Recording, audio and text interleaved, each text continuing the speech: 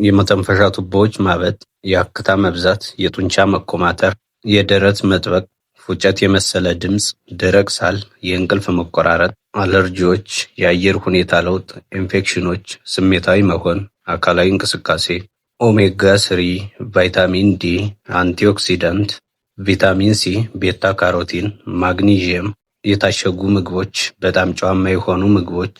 እነዚህ ከላይ የዘረዘርኳቸው ሁሉም ስለ አስም በሽታ ማወቅ ያለብን ወሳኝ ነገሮች ናቸው።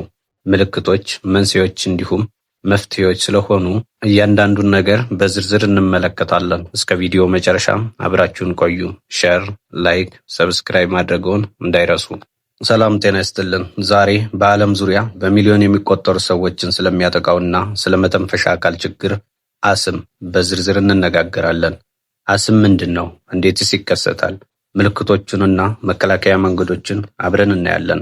በድጋሚ አብራችሁን ቆዩ። በመጀመሪያም አስም ምንድን ነው? አስም የሳንባችን የመተንፈሻ ቱቦዎች በመቆጣታቸው ምክንያት ጠባብ የሚሆኑበትና የሚዘጉበት የጤና እክል ነው።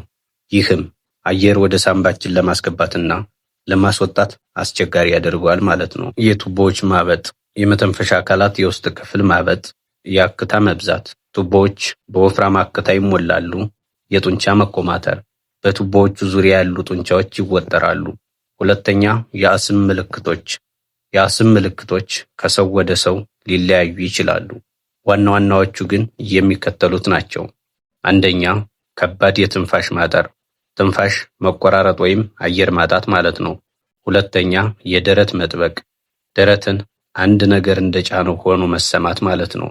ሶስተኛ፣ ፉጨት መሰል ድምፅ፣ በሚተነፍሱበት ጊዜ የፉጨት ድምፅ መሰማት ማለት ነው።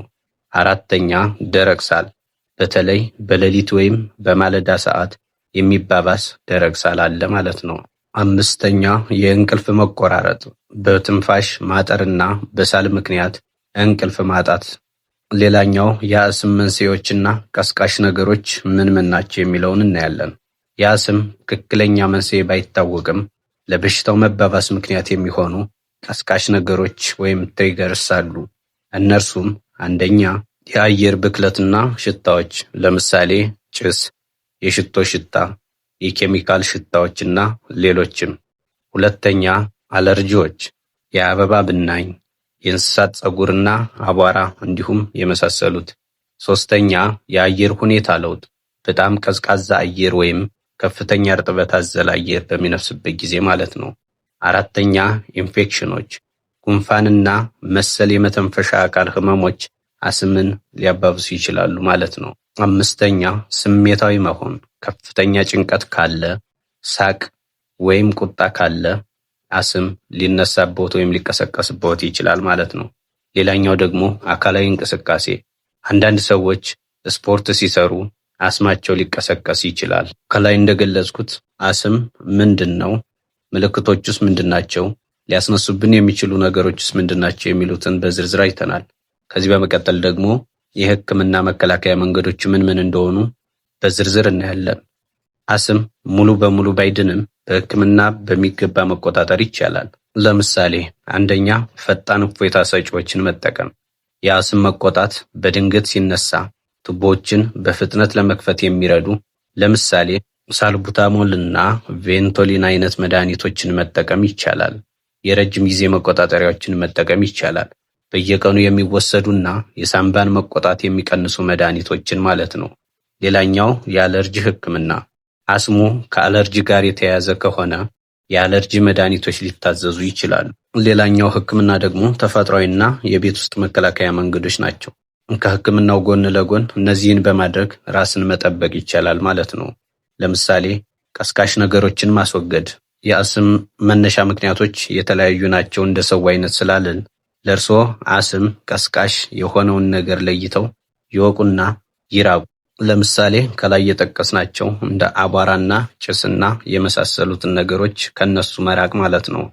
ሁለተኛው የአተነፋፈስ ልምምድ ማድረግ። ለምሳሌ ዮጋ መስራት ወይም የተረጋጋ አተነፋፈስ ሳንባን ሊያግዝ ስለሚችል በተረጋጋ መልኩ በመተንፈስ የአስምን ቀስቃሽ ነገሮች መቀነስ ይቻላል ማለት ነው። ሌላኛው የአመጋገብ ስርዓትን ማስተካከል ነው። አስም በቀጥታ በአመጋገብ ብቻ የሚድን ባይሆንም የምንመገባቸው ምግቦች ግን የሳምባን መቆጣት ወይም ኢንፍላሜሽን በመቀነስ ወይም በሽታው እንዳይቀሰቀስ በማድረግ ረገድ ትልቅ ሚና አላቸው። ስለዚህ የአስም ህመምተኞች ምን አይነት ምግቦችን መመገብ አለባቸው የሚሉትን በ5 ዋና ዋና ክፍሎች አቅርቤላችኋለሁ።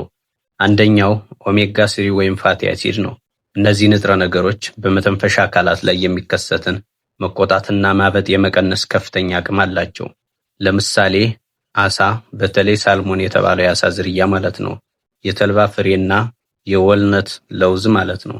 ሁለተኛው ቫይታሚን ዲ። ቫይታሚን ዲ በሽታ የመከላከል አቅምን በማጠናከር ለጉንፋንና ለሳይነስ እንዳንጋለጥ ይረዳል። እነዚህ ደግሞ የአስም ቀስቃሾች ናቸው። ከምን ልናገኛቸው እንችላለን ስንል ከእንቁላል፣ ከወተትና የፀሐይ ብርሃን ልናገኘው እንችላለን። ሶስተኛው አንቲኦክሲዳንት መጠቀም ነው። በአትክልትና ፍራፍሬ ውስጥ የሚገኙ ንጥረ ነገሮች ሳንባችንን ከብክለትና ከጉዳት ይከላከሉልናል። ቫይታሚን ሲ ብርቱካን፣ ሎሚ፣ ፓፓያና ቃሪያ። ቤታ ካሮቲን ካሮት፣ ስኳር ድንችና ጥቅል ጎመን ውስጥ እናገኘዋለን ማለት ነው። አራተኛው ማግኒዚየም በመተንፈሻ ቱቦዎች ዙሪያ ያሉ ጡንቻዎች እንዲዝናኑ ወይም ሪላክስ እንዲያደርጉ ይረዳል። ማግኒዚየምን ከምን እናገኛለን ስንል ከስፒናች ወይም ቆስጣ፣ ከዱባ ፍሬ፣ ከሙዝና ከጥቁር ቸኮሌት ልናገኘው እንችላለን። መወገድ ያለባቸው ምግቦች ምን ናቸው ስንል አንደኛ የታሸጉ ምግቦች ሳልፋይት ያለባቸው ማለት ነው። አንዳንድ የታሸጉ ጭማቂዎች፣ ደረቅ ፍራፍሬዎችና ወይን ውስጥ የሚገኘው ሳልፋይት አስምን ሊቀሰቅስ ይችላል። በጣም ጨዋማ የሆኑ ምግቦች ጨው በሰውነታችን ውስጥ ፈሳሽ እንዲከማች ስለሚያደርግ የትንፋሽ ማጠርን ሊያባብስ ይችላል ማለት ነው። ሌላኛው ጋዝ የሚያወጡ ምግቦችን አለመጠቀም። እንደ ሽምብራና ባቄላ ያሉ ምግቦች ሆድን ካሳበጡ ዲያፍራም ላይ ጫና ስለሚፈጥሩ መተንፈስ ሊከብድ ይችላል። ይህ ግን እንደየሰው ይለያያል ማለት ነው። ጤናማ አመጋገብ የአስም መድኃኒቶችን ባይተካም ሰውነታችን በሽታውን በተሻለ ሁኔታ እንዲቋቋም ይረዳዋል።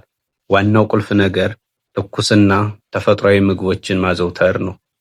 ሌላኛው ዝንጅብልና ማር። ዝንጅብል የመተንፈሻ አካላት ጡንቻ እንዲዝናኑ ሊረዳ ይችላል፣ ነገር ግን መድኃኒትን አይተካም። ሌላኛው ንጽህናን መጠበቅ፣ የመኝታ ቤት አቧራን መቀነስ፣ በረሮና መሰል ነፍሳትን ማጥፋት፣ ክብደት መቀነስ። ከልክ ያለፈ ውፍረት የመተንፈስ ችግርን ስለሚያባብስ ጤናማ ክብደት ይኑረዎት። አስም ካለብዎት ጤናማ ሕይወትዎን እንዳይመሩ ሊያግድዎት አይገባም። የሐኪምዎን ምክር በመስማትና ቀስቃሽ ነገሮችን በመለየት ጤናማ ሕይወት መኖር ይችላሉ።